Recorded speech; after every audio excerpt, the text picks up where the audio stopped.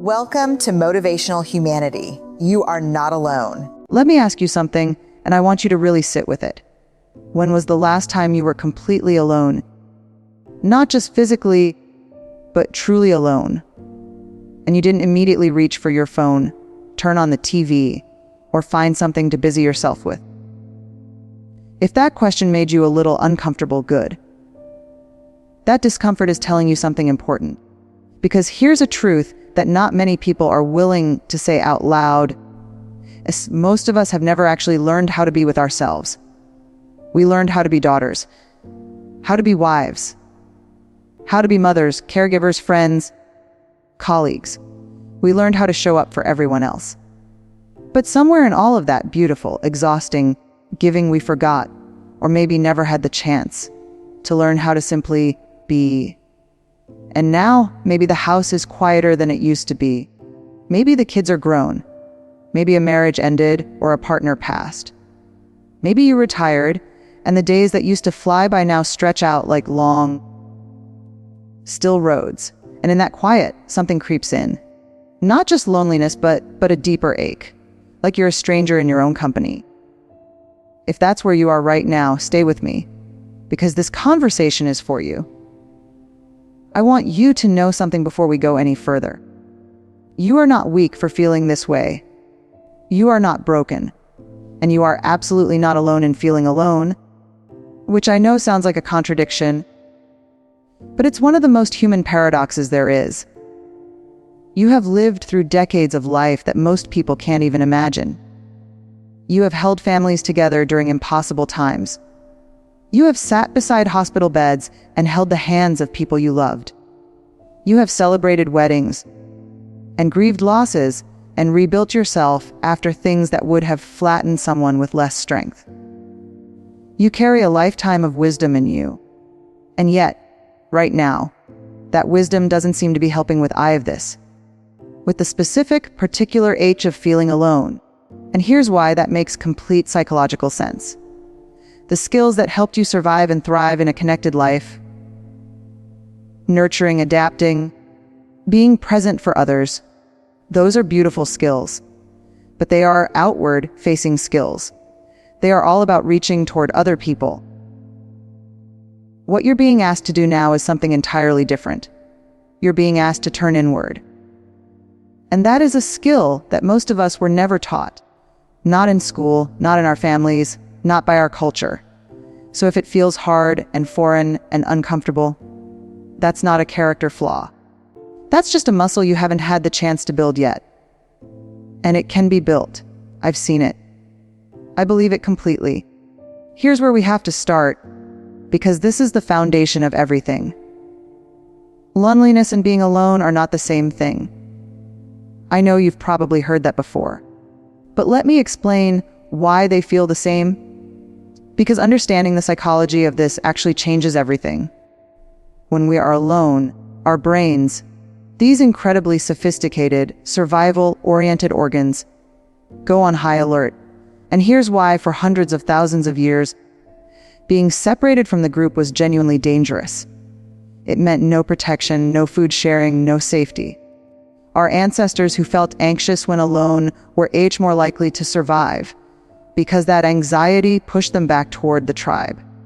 So when you sit in a quiet room and that wave of loneliness washes over you, your brain isn't malfunctioning. It's doing exactly what it was designed to do. It's sending up a flare. Find your people. You're separated. This is dangerous.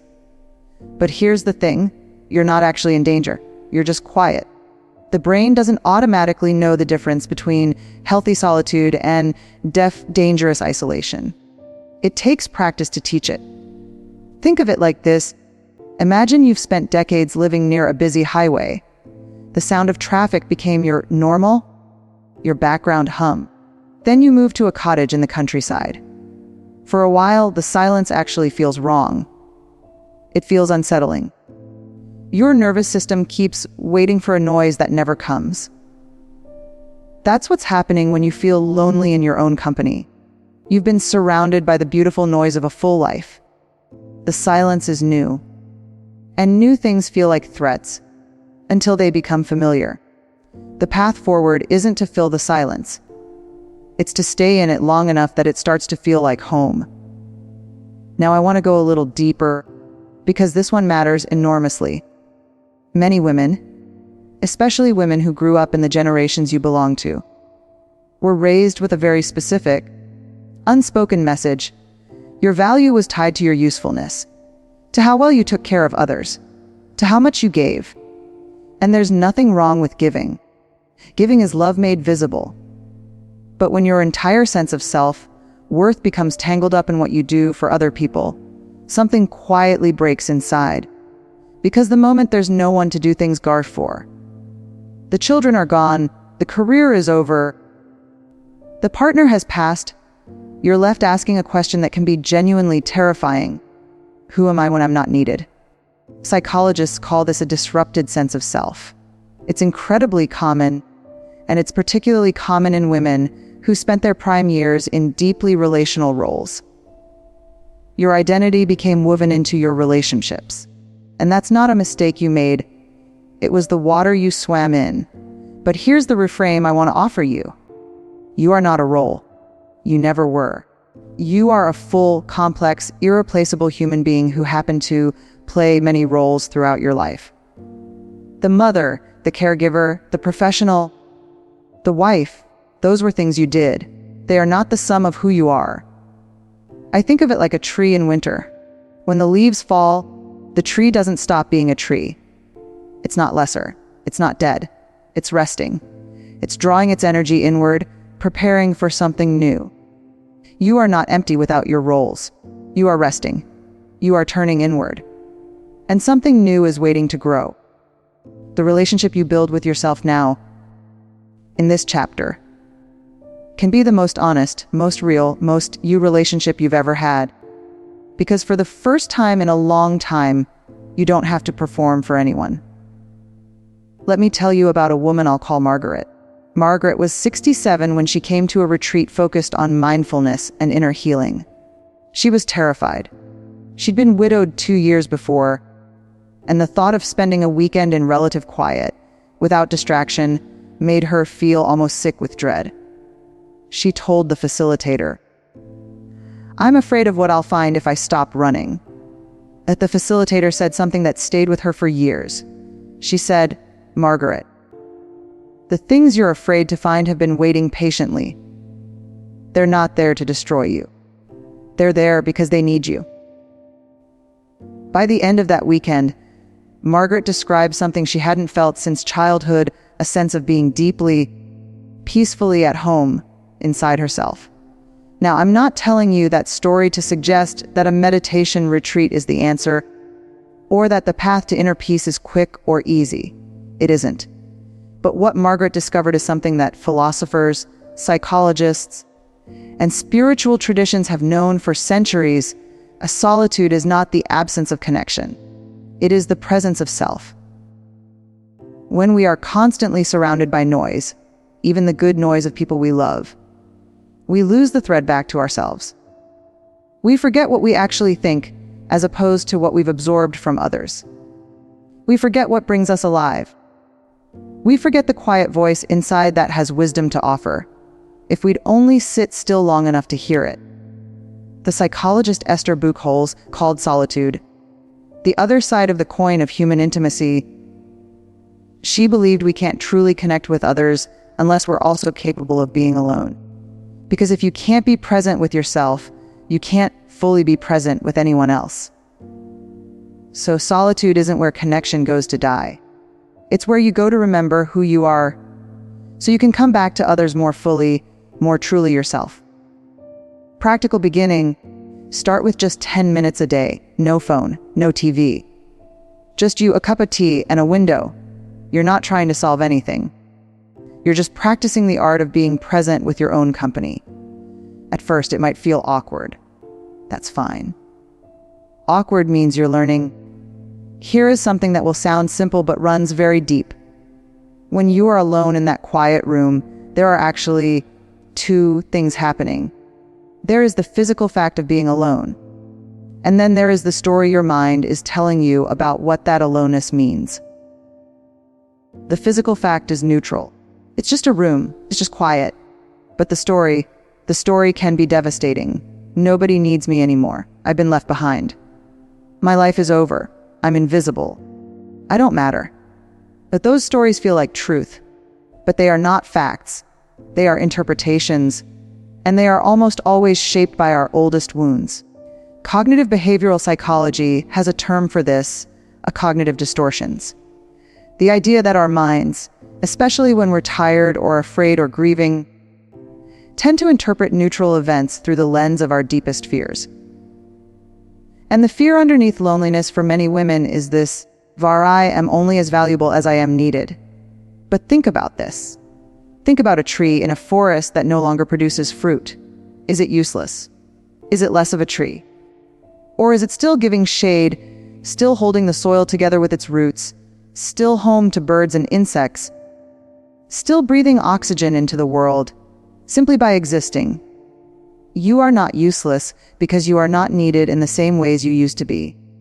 You are still giving simply by existing, by being a living record of endurance and love and hard-won wisdom. The story that aloneness equals worthlessness, that story is a lie. And the first step to rewriting it is simply noticing when your mind is telling it. When that voice starts up, nobody cares, you're all alone, what's the point? I want you to try something. Instead of arguing with it or pushing it away, just look at it with curiosity. Say to it out loud if you can, Nev, that's an interesting story. But it's not the only story. And then ask, what might be true instead? The final thing I want to say, and this might be the most important one, is this: learning to be alone without feeling lonely is not a consolation prize. It is not making the best of a bad situation. It is not something you do because you have no other option. It is one of the most profound acts of self-respect a person can perform. Because here's what it says: I am worth my own company. I am interesting enough to spend time with. I have enough inner richness that I don't need constant external stimulation to feel alive. In a culture that profits from your distraction, that wants you scrolling, consuming, comparing, the act of sitting quietly with yourself is almost radical. It is saying, I am enough, right now. As I am, some of the most creative, most deeply alive periods of people's lives have come in solitude. Artists, writers, spiritual teachers, they didn't just tolerate aloneness. They found it to be the place where the best of themselves lived. You don't have to become an artist. You don't have to meditate for hours or write a memoir, though if you want to, please don't. You just have to begin believing that your inner world is worth visiting. Maybe you start keeping a journal, not to perform for anyone, just to hear your own voice on paper. Maybe you take long walks without headphones and let your thoughts move at their own pace. Maybe you pick up something you loved before life got so full. Painting, gardening, reading poetry, learning about something that's always fascinated you. These aren't distractions from loneliness. They are bridges into yourself. And every time you cross that bridge, the space inside you grows a little larger, a little warmer, a little more like home. You came to this video, I think, because something inside you is reaching for something more than just managing the loneliness. Reaching for peace, for meaning, for the sense that this chapter, however unexpected, however quiet, can still hold something beautiful. I want you to hear me on this. You are not at the end of something. You are at the beginning of something you've never had the space to explore before yourself. All of those years of giving, they didn't diminish you. They prepared you. You have more depth, more compassion, more understanding of what actually matters than you did at 30 or 40. You have seen enough of life to know what's real and what isn't. That is not a small thing. That is an extraordinary thing. The philosopher Simone de Beauvoir wrote that old age, her word, not mine, can be a time when a woman finally belongs fully to herself. For the first time, after a lifetime of belonging to others. That belonging to yourself, that is not loneliness. That is freedom. I am not saying it won't still be hard sometimes. There will be evenings when the quiet feels too big and the ache feels too real. There will be moments when you miss who you were and who you were with. That's not failure. That's grief. And grief is love with nowhere to go, which means it is still love.